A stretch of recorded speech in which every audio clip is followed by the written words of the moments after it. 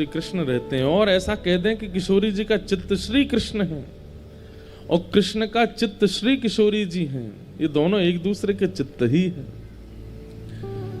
बस अब प्रकट लीला में संग निवास करते हैं। प्रकट लीला में किशोरी जी वृंदावन में विराजती हैं और ठाकुर जी का विवाह रुक्मणी जी से। अब बहुत विस्तार का प्रसंग है। तो भगवान का विवाह रुक्मणी जी के साथ में हुआ क्योंकि रुक्मणी लक्ष्मी है।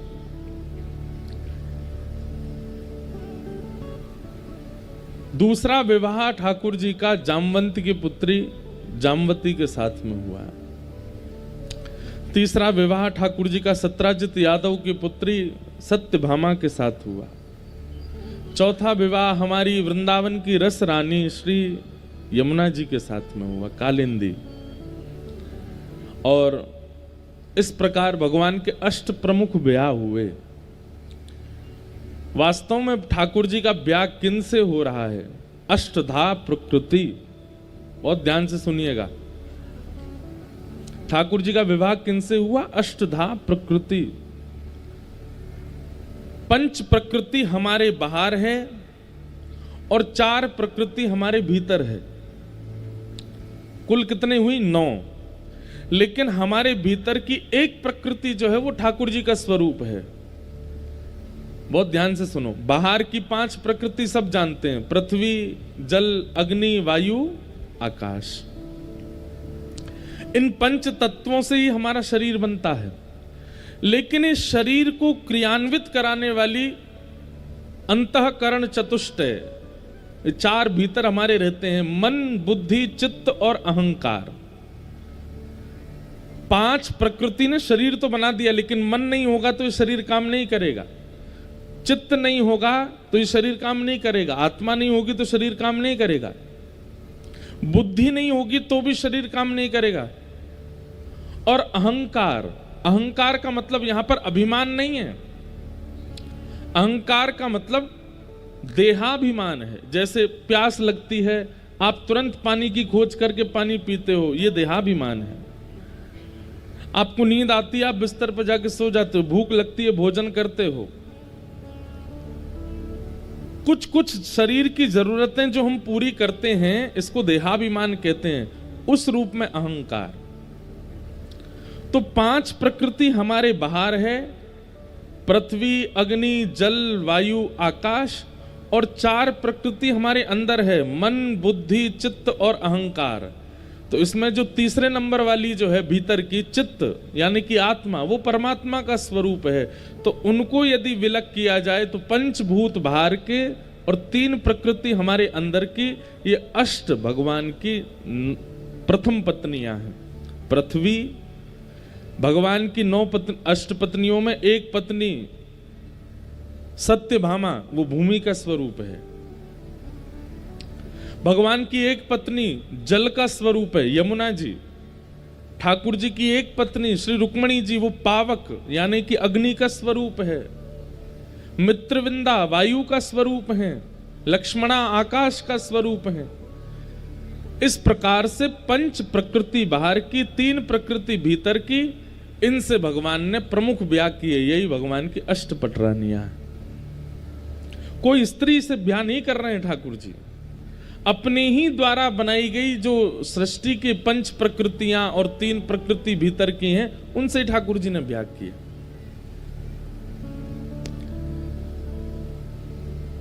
ये भगवान की अष्टपट रानियां। अष्टपट रानी। भौमासुर नाम का एक राक्षस था। उसने 16,000 कन्याओं को बंदी बना रखा था। उसकी इच्छा थी कि 20,000 हो जाएंगी तो एक साथ सबसे ब्याह करूंगा। 16,100 राजकुमारियों को बंदी बना रखा था, अपहरण करके। ठाकुर जी को जब ये बात पता चली तो भगवान भौमासुर का वध करने के लिए गए और साथ में लेकर के गए भूमि का स्वरूप सत्यभामा को। ये भौमासुर जो है ये भूमि का बेटा है, पृथ्वी का बेटा है। और किसी ने भूमि को कहा कि तुम्हारे पुत्र को भगवान मारेंगे। ये एक दिन इतना आतताई हो जाएगा कि ठाकुर जी सुदर्शन चक्र से इसका सर धड़ से अलग करेंगे। तो भूमि ने जाकर के, भगवान की दो पत्नी प्रमुख हैं, रमा और क्षमा। रमा यानी कि लक्ष्मी, क्षमा यानी कि पृथ्वी। तो पृथ्वी भूमि ने जाकर के ठाकुर जी से कहा कि आप मेरे पुत्र को कभी मत मारना। तो ठाकुर जी ने वचन दिया, कभी नहीं मारेंगे जब तक तुम नहीं कहोगे। जिस दिन तुम कहोगे कि मारो, उसी दिन मारेंगे, तब तक चाहिए जो करे। तो भूमि ही भगवान की तृतीय पत्नी बनकर के आई। कौन? सत्यभामा। तो भगवान जब भौमासुर को मारने गए तो सत्यभामा को संग लेकर के गए। और सत्यभामा को याद नहीं था कि ये मेरा ही बेटा है, वो पूर्व जन्म का पुत्र है। जैसे ही भगवान युद्ध करने के लिए गए तो युद्ध में उसको मारे ना, उससे बचने का प्रयास करें। रथ में बैठी बैठी सत्यभामा को क्रोध आया, ठाकुर जी से बोली, हे द्वारिकाधीश, आप इस दुष्ट को मार क्यों नहीं देते? ठाकुर जी बोले, बस इसी की प्रतीक्षा कर रहे थे हम कि आप कहो। और जैसे ही कहा सत्यभामा ने, ठाकुर जी ने भौमासुर का वध कर दिया। हमारे ठाकुर जी ना बड़े मेधावी बुद्धि वाले हैं, इसलिए कृष्ण अर्चन करने वाले, कृष्ण आराधन करने वालों की बुद्धि जो है ना वो सम्यक हो जाती है, वो व्यवस्थित हो जाती है। आप व्यवस्थित बुद्धि का मतलब क्या है कि आपके सामने कोई भी क्वेश्चन पेपर दे दो, आप हल कर दोगे, ये व्यवस्थित बुद्धि नहीं है। व्यवस्थित बुद्धि का मतलब है जीवन में चाहे कैसी स्थिति आ जाए, उस स्थिति में निर्णय कैसा होना चाहिए, उसको व्यवस्थित बुद्धि कहते हैं। अभी मान लो भगवान ना करे कुछ ओला ओला गिरने लगे, तो अब हमको क्या करना चाहिए, कैसे बचना चाहिए, कैसे खेती बचावे, कैसे निकल के जावे, तुरंत बुद्धि बना करके निकल जाए, उसको कहते हैं व्यवस्थित बुद्धि। घर में कुछ ऐसा कार्य हो जाए जो नहीं होना चाहिए, अचानक उसमें अब क्या किया जाए, उस समय जो अपना निर्णयात्मक बुद्धि से कुछ निर्णय लेवे, उसको कहते हैं व्यवस्थित बुद्धि। कौन व्यक्ति संबंध बनाने योग्य है, कौन व्यक्ति त्यागने योग्य है, ये सब जो जानकारी करता है उसको कहते हैं व्यवस्थित बुद्धि। और श्री कृष्ण आराधन करने से व्यवस्थित बुद्धि प्राप्त होती है। तो भगवान ने भौमासुर का वध किया। 16,100 राजकुमारियों को ठाकुर जी ने मुक्त किया। एक साथ 16,100 राजकुमारियों ने विधाता से प्रार्थना की, भूयात पतिर्मे मह्यम। अब यहां पर एक बहुत अच्छी बात है कि 16,100 राजकुमारियों ने जैसे ही कारागृह में मुक्त करने के लिए ठाकुर जी को आते देखा, सबके मन में यह भावना उत्पन्न हुई कि ये जो हमें मुक्त करने आए यही हमारे पति बन जाएं। ठाकुर जी ने 16,100 राजकुमारियों को मुक्त करके उनको पुनः उनके घर वापस जाने को आज्ञा दी।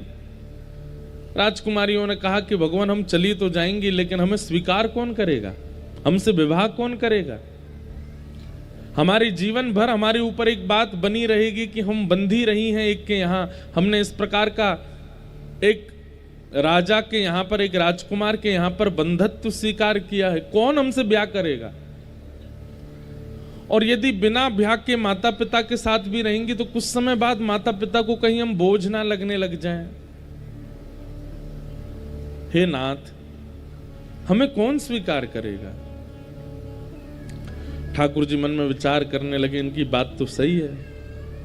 तो बोले तो फिर हम पर एक ही रास्ता है क्या कि हम आत्महत्या कर लें? ठाकुर जी बोले वो तो उचित नहीं है। तो बोले कोई और रास्ता बताइए। तब सबने कहा कि आप हमसे ब्याह कर लो, आप हमारा वर्ण कर लो। ठाकुर जी ने विचार तो किया कि भाई सब लोग कुछ भी बात बनाएंगे, लेकिन कर्तुम कर्तुम अन्यथा कर्तुम समर्थ ईश्वर, जो कोई नहीं कर सकता वो करने की सामर्थ्य जिसके पास है वो ईश्वर है। ठाकुर जी ने 16,100 राजकुमारियों से एक साथ ब्याह किया। और ठाकुर जी के कुल कितने ब्याह हो गए? 16,108। भगवान ने द्वारिका में 16,108 भवन बनाए और एक एक पत्नी को एक एक भवन प्रदान किया। आश्चर्य की बात यह है कि एक ही श्री कृष्ण, 16,108 पत्नियां हैं, पर ठाकुर जी एक एक पत्नी के साथ अलग अलग रूप में निवास करते हैं एक ही समय पे। मतलब श्री कृष्ण भी 16,108 रूप धारण करके सब पत्नियों के साथ में निवास करते हैं। इसका प्रमाण तब मिलता है जब नारद जी दर्शन करने आए। आजकल के हमारे भाई लोग, बहन लोग एक के अलावा अनेकों को अपना मान लेते हैं, एक के अलावा दो तीनों से अपना प्रेम भाव रखते हैं, और फिर कई बार कई बालक बोल देते हैं हम तो श्री कृष्ण के पद चिन्हों पे चल रहे हैं, उनने भी तो इतने सारे ब्याह किए, हम इतने तो नहीं कर रहे, 3-4 तो रख ही सकते हैं। लेकिन शर्त है कि ठाकुर जी की तरह रहो।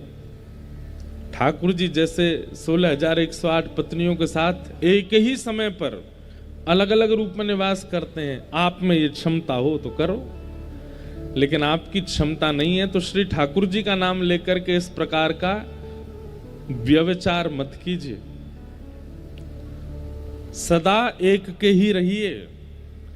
इससे बड़ा ना कोई व्रत है, ना कोई तप है, ना कोई अनुष्ठान है। एक बार पाणी ग्रहण जब होता है अग्नि के समक्ष, माता पिता के समक्ष, ब्राह्मणों की वेद ध्वनि के साथ, तो जिसका हाथ थामा है उसके साथ रहिए, उसको सर्वस्व मानिए। ये पतियों के लिए भी है और पत्नियों के लिए भी है। अब रही बात कि फिर आजकल थोड़ा सा दैत्य स्वभाव उत्पन्न हो रहा है लोगों में, कलयुग आ रहा है ना, जैसे जैसे घोर कलयुग आएगा वैसे वैसे दैत्यता बढ़ती जाएगी, लोगों की राक्षसत्व बढ़ता जा रहा है, और उस राक्षसत्व के कारण गलत प्रकार का व्यवहार लोग कर रहे हैं आजकल अपने वैवाहिक संबंधों में। कई बार हमको कई माताओं के पत्र आते हैं, कई बहनों के पत्र आते हैं, बोले महाराज जी आप कहते हो एक ही के रहो, पर वो एक ही रोज पीता हो, रोज खाता हो, रोज मारता हो, रोज गंदा बोलता हो, रोज इस प्रकार का व्यवहार करता हो, वो भी सहे? देखिए एक बात सुनिएगा, पति का मतलब होता है रक्षक। पति का मतलब क्या होता है? जो रक्षा करे उसे पति कहते हैं। भगवान को जगतपति कहकर के पुकारा जाता, बोलो क्यों? पूरे विश्व की रक्षा करते हैं, इसलिए पति। अगर रक्षा का गुण उसके अंदर है तो ही तो वो पति है, लेकिन रक्षा का गुण नहीं है तो फिर वो काय बात का पति?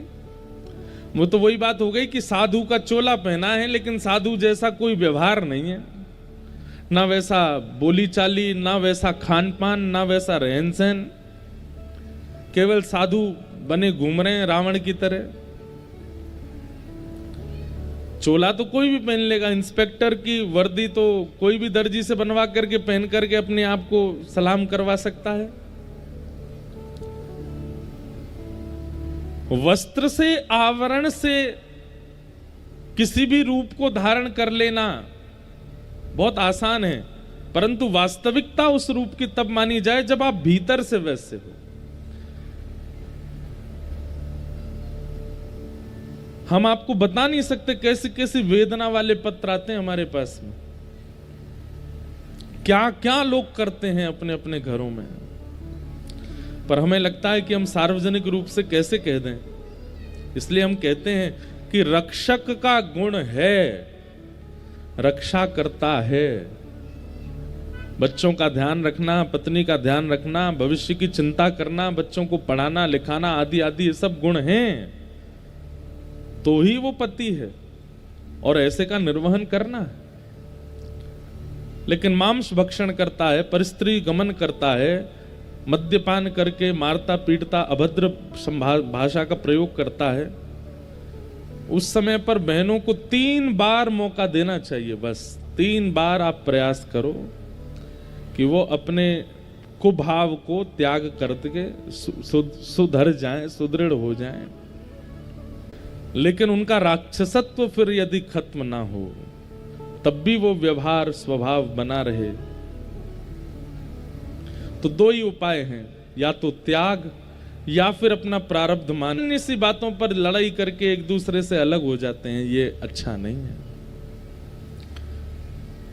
देखिए एक बात हमारी सुनिएगा, संबंध का मतलब होता है निभाना, और जहां निभाने का गुण ना हो वहां संबंध टिक नहीं सकता।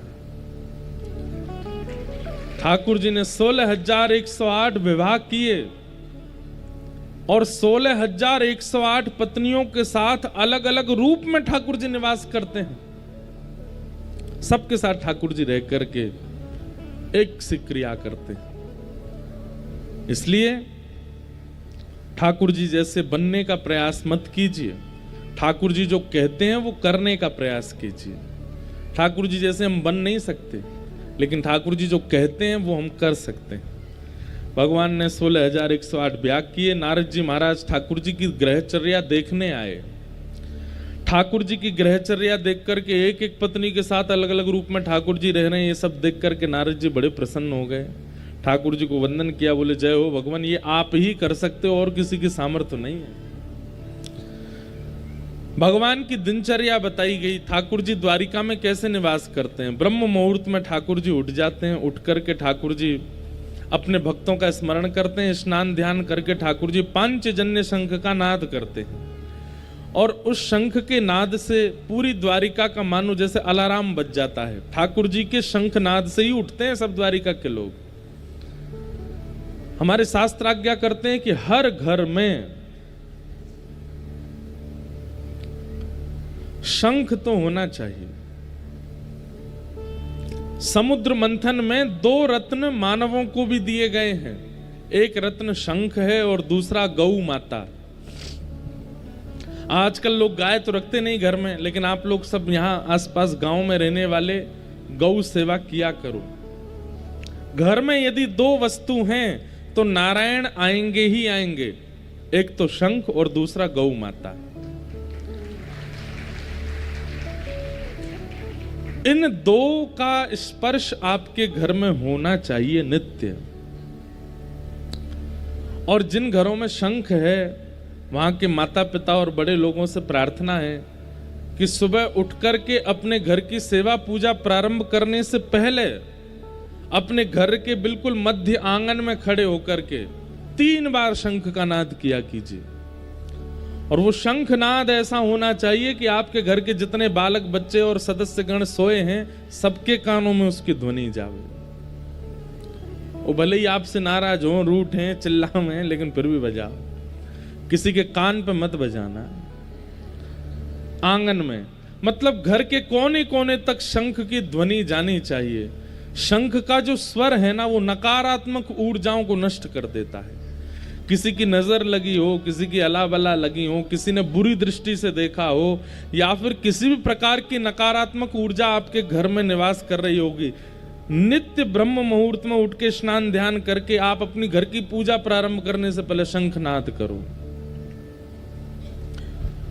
अब कई लोग कहते हैं स्त्रियां बजा सकती हैं कि नहीं, अब इसके कई शास्त्रीय प्रमाण तो होंगे, पर शंख नाद करने में जिस वायु का प्रयोग होता है, जिस ऊर्जा का प्रयोग होता है, जिस बल का प्रयोग होता है, वो बल यदि माताएं प्रयोग करेंगी तो उनको कालांतर में कष्ट हो सकता है। इसलिए भाइयों को ही शंखनाद करना चाहिए, और कोई इसमें बड़ी बात नहीं है। भाइयों को ही शंखनाद करना चाहिए। शंखनाद करने में क्योंकि जिस ऊर्जा का प्रयोग किया जाता है, भाई लोग पूरे दिन खाते पीते पड़े ही तो रहते हैं, क्या करो, इनसे थोड़ी मेहनत करवाओ, लो शंख बजवाओ, लो बजाओ। रोज सुबह सुबह शंख बजाया कीजिए। और संध्या में जब सूर्य और चंद्र दोनों मिलते हैं, सूर्यास्त होता है, चंद्रोदय होता है, रात्रि का संध्या बेला आती है, तब भी एक बार शंखनाद करना चाहिए। जब भी घर में आरती पूजन हो, कोई संत पधारें, कोई महापुरुष पधारें, कोई भक्त पधारें, तब भी शंखनाद होना चाहिए। कोई मंगल कार्य प्रारंभ होता हो, ब्याह होने वाला है, नई बहू घर आने वाली है, बालक का जन्म हुआ है, 100 वर पूरे हो गए हैं, उसके बाद भी शंखनाद करना चाहिए। शंखनाद बहुत बड़ी ऊर्जा है हम भारतीयों की, पर अब धीमे धीमे खत्म होती जा रही है। और दूसरी गौ सेवा। कहते तो ऐसा है कि मानव शरीर से प्रत्येक दिन साल के 365 दिन कोई काम बने चाहे ना बने, पर शंख का स्पर्श और गौ का स्पर्श रोज होना चाहिए हमारे हाथों से। वो रत्न मिला है हमें समुद्र मंथन से, उसी से कल्याण हमारा निश्चित होगा। तो भगवान शंखनाद करते हैं और शंखनाद पांचजन्य शंख की ध्वनि से पूरी द्वारिका नगरी उठ जाती है। भगवान की फिर दिनचर्या बताई, गौशाला जाते हैं, गौ सेवा करते हैं, लौट करके आके फिर बाल भोग पाते हैं, फिर अपनी स्वधर्मा सभा को संबोधित करते हैं, फिर राजभोग ठाकुर जी पा करके थोड़ी देर द्वारिका भ्रमण पर निकल